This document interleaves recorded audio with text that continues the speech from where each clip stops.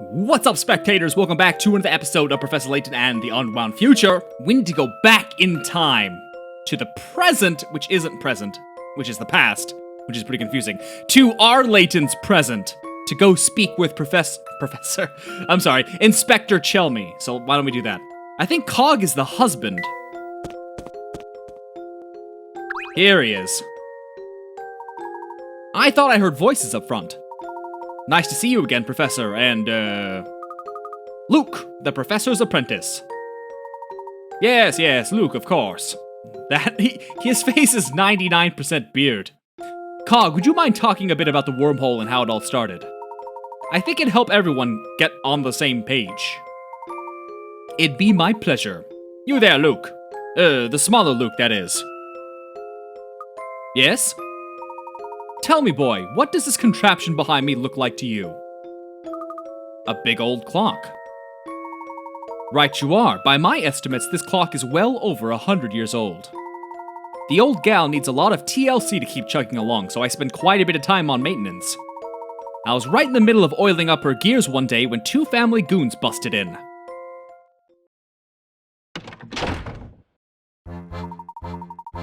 Here we go, this has got to be the place the boss was talking about. For sure. Hey boss, there's a big clock here, just like you said. It's a real antique, come over and see. Just what do you two think you're doing barging into my shop? And get your hands off my clock. Can it, Gramps? You don't get to tell us what to do. Don't you know who you're dealing with? Yeah, a bunch of blockheads who won't leave my shop. If I were you, I'd keep civil tongue in my head, you old man. If you heard me say you old man, it's because I was about to say young man, which wouldn't make sense. Now out of the way, we got a schedule to keep. What are you clowns putzing around for? Get to work. If we don't hurry, things won't be ready by the time you know who talked about. Sorry, Bostro. We're trying our best, but Gramps here's making things difficult. Don't be a lunkhead. You know how to deal with difficult. Throw him out on the street. Let me go, you dirtbags! We're just gonna go for a little walk, Gramps. That's okay with you, isn't it? Something's clearly wrong with his glasses. You keep your filthy hands off my clock! We're just about on schedule. But we have to wait to turn this thing on until it's the exact time the big guy mentioned.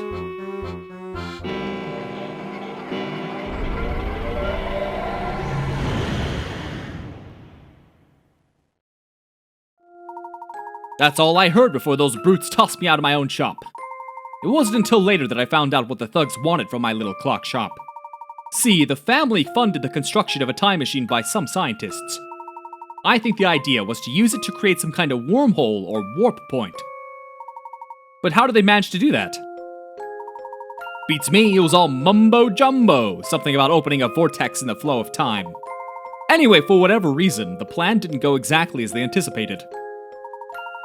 I see, and somehow this hole in time manifested itself in or near this clock of yours. That'd be the case, yes. The clock's been ticking away for over 100 years. My guess is that something about the clock's age caused the warp point to gravitate to this spot. Yep, the wormhole, or whatever it's called, was pulled here and became part of my clock. The thing is, I'm the only one who can keep that old gal running. Which means, like it or not, Spring and I are the only people who can open and close this wormhole. That's really strange.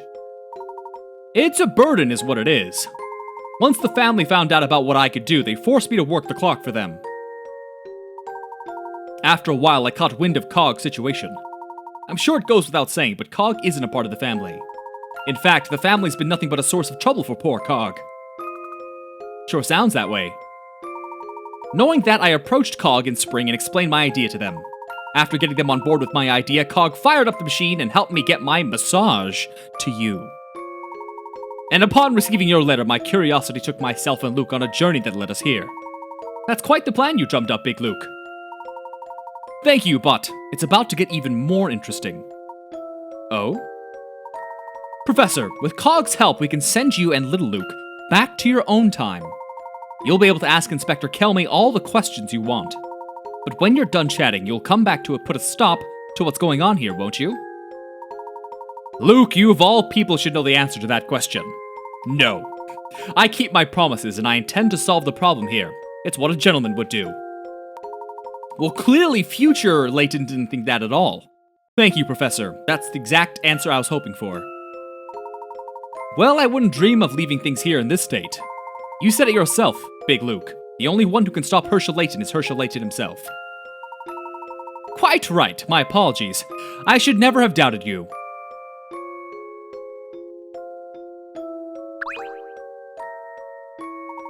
Let me see here. Seems you've solved at least 30 puzzles. Yep, you've done enough research to take your investigation back to your own time. Hopefully you'll learn something there that'll help us fix this terrible situation in our time. I hope so too. Now, Cog, if you'd be so kind as to fire up the clock.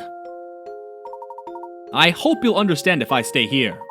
I don't want to risk distorting the events of the past any more than necessary. That's a whole lot of nonsense, but okay, I agree, I guess. Besides, the poor inspector's eyes might very well pop out of his head if I showed up with 2 Lukes.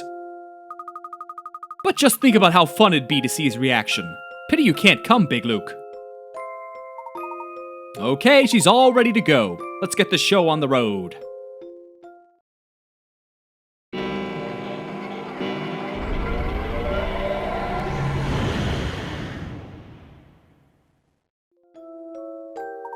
Here we are. I feel sick. Are you gonna be alright, Luke? You're positively green. I feel sort of seasick. My ears are all stuffy and the ground feels like it's made of marshmallow. Yep, that'd be the time sickness talking. The first jump I made, I felt the same way. Well, Cog, we're going to head off now and see what we can find out. Sounds good. I'll be here waiting for you. Just use that special knock and I'll let you in. Excellent. I was wondering how we'd contact you if you went back to your own time while we were out. Yep, that'd be a pain, all right. Now you two skedaddle. I'd like to get home in time for dinner. Why would it matter? You have a time machine. You can go wherever the hell, whenever the hell you want. There's no doubt about it, Professor. We're back in our time. The surroundings here certainly do seem familiar. You know, all this time travel has really worn me out. Yes, I could do with the rest myself, but we mustn't keep Cog waiting. You're right. So, shall we go find Inspector Chelmy? That will be our second stop. First, I'd like to run by my office at the university. So we are taking a break. Not quite. I need to do a little prep work from our session with Inspector Chelmy. Preparation, my boy, is the foundation upon which every good investigation is built. Right you are, Professor. Now that we're back in our own time, we can reach the university by bus in a matter of minutes. Let's go, Luke. Yeah, too bad it's not the future, so you can't just Uber there. And how are you doing, young fella? Oh, hello there. Nice to see you again. Again? What's this again business? I just thought I'd give you some advice is all. Alright, shoot. Not many folks know this, but when you solve puzzles, you can earn these. If you're gonna talk about pick-a-rats, we already know all about them. Oh, is that so? Well, big deal. It's not all that great a secret anyhow. Okay, well, thank you. We should really go now. We got a lot to do. Wait, don't just run off like that. I have, a puzzle. Yes, that's right. I have a puzzle for you. Woodaboo. Number 44, find the clock tower. To find the clock tower in the village below, just follow these directions. Go straight and take the first left, take the next right, take the next left, and you'll be right in front of you. At which spot, A through H, is the clock tower located? Well, do you start at A? Because that's pretty important. To find the clock tower, go straight and take the first left. Well, what's the starting point? That's the problem.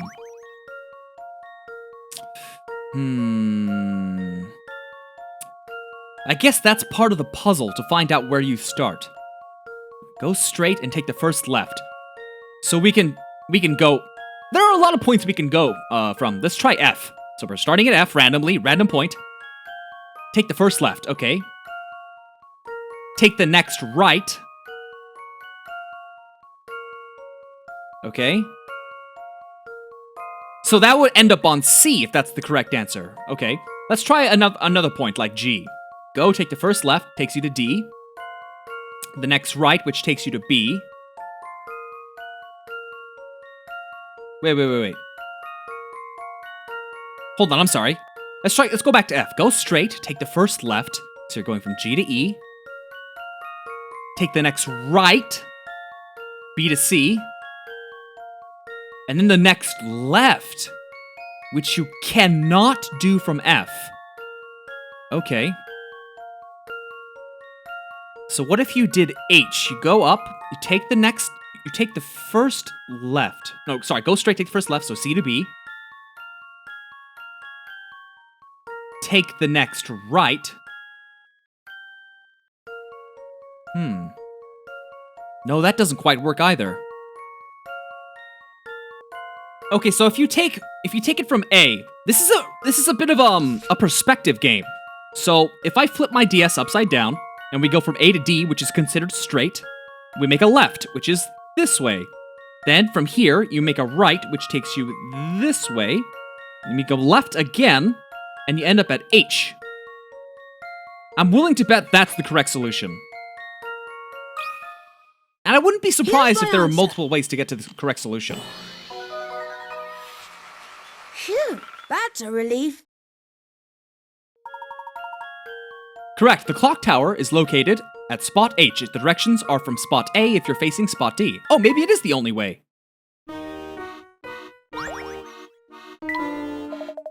How was that for a fun puzzle? It's in your top 10, yeah? It was okay, I guess. What? Just okay? Oh, I get it. You're playing it cool. You don't want to let on that my puzzle rocked your socks off. You might be thinking too hard about this. Okay. So head to the university. All right, that we can do.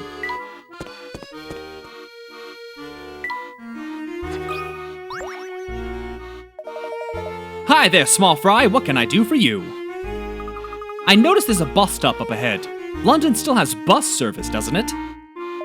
Of course, we've got more buses than you can shake a stick at.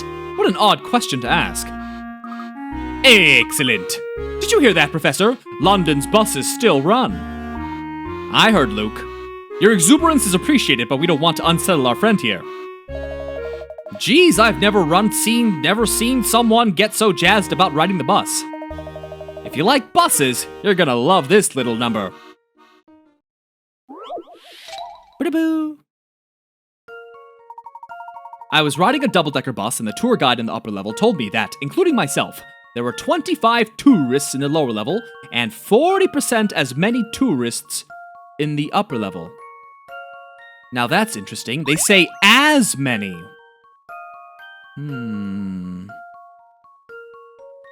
I was riding a double-decker bus, and the tour guide on the upper level told me that including himself, there were 25 tourists in the lower level, and 40% as many tourists in the upper level.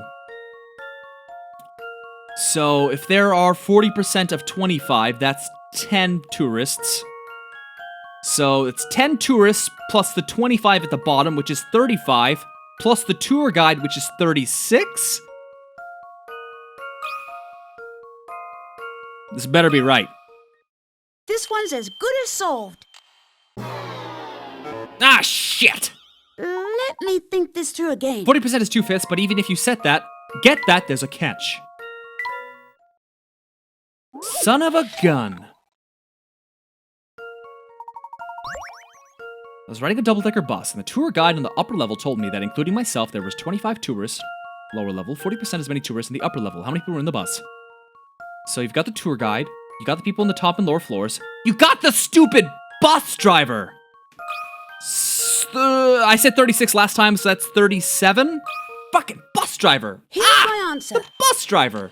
I thought I caught on their game when I included the tour guide. Damn it, the driver. Feels stupid now. Now that's a good one. Borderline annoying, but it was good. You know, I'm a bus aficionado myself. My favorites are the double-deckers around town.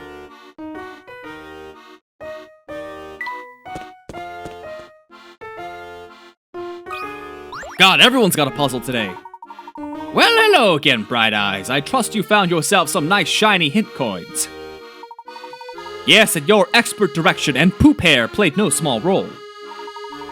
Lovely, I'm glad I could be of help. But where's my thank you? Out with it already.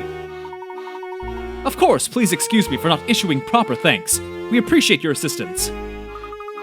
Yes, thank you. We never would have found them without the help of a wise old lady like yourself.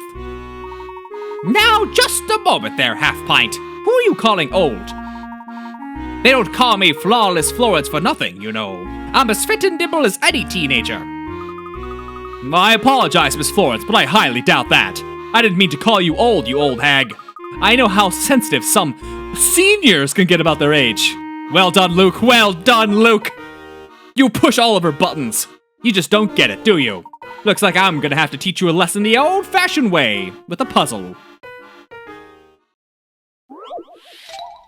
A heartfelt heart. In my younger days, I was considered quite the catch. This is a picture of me back then along with 3 of my handsome suitors. You slut! A few moments after this photo was taken, one of these gents confessed his love by presenting me with a heart. Can you guess which one? Someone presented them with a heart. I see a lot of hearts on the background, probably irrelevant. Presented her with a heart. There's a 33.33 chance of me getting it correct. But I really have no idea who it could be. There's a man with a book of music, a man with roses, a man with a violin. A few moments after this photo was taken, one of these gents confessed his love, presenting a heart.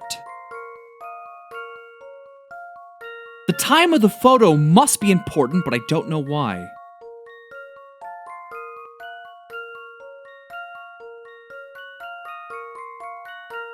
I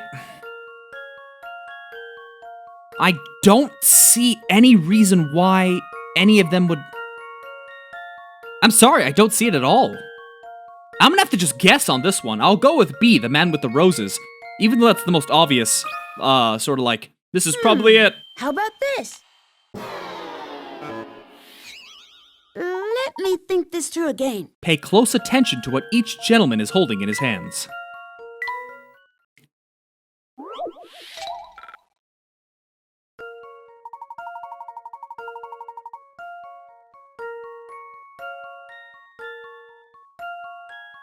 With a heart.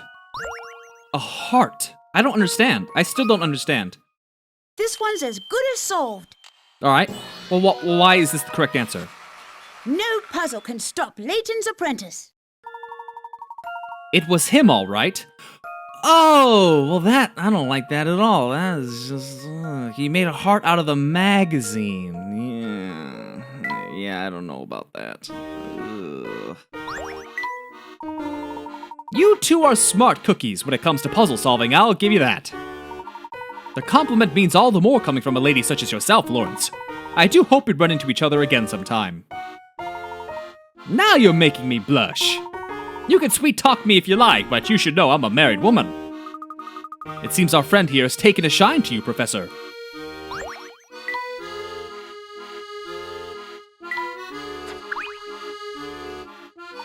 Let's make our way back to my office. Now, which bus goes to Gressenheller?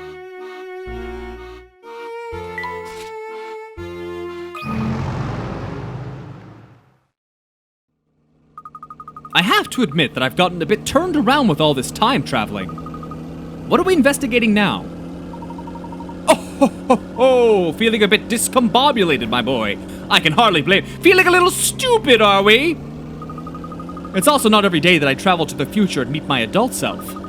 I could do with a bit of a review on our case as it currently stands. Very well, let's see if we can bring you up to speed. Alright, do you remember why Big Luke called us to the future? To stop the evil Professor Layton, right? And what exactly are we stopping my future self from doing? Oh right. We want to stop him from completing his time machine research. Precisely. Which is exactly why you and I were headed to Chinatown. Yes, now it's all coming back to me. But then we failed to get into Chinatown. It was at that point you started talking about asking the inspector some questions. But at that time, I had no idea we'd been able to jump back to our own time to question him. In that sense, it seems we got pretty lucky, huh? Perhaps. Perhaps. Sounds like something isn't sitting right with you. Is something bothering you? Indeed, and it's that something we've got to investigate. We've just about reached our stop. We'll run by my office, then it's off to see the inspector. Very nice, and with it being over 20 minutes, I'm gonna end this video here. So stay tuned tomorrow for the next episode, and thank you, beautiful peoples, for watching. Bye-bye!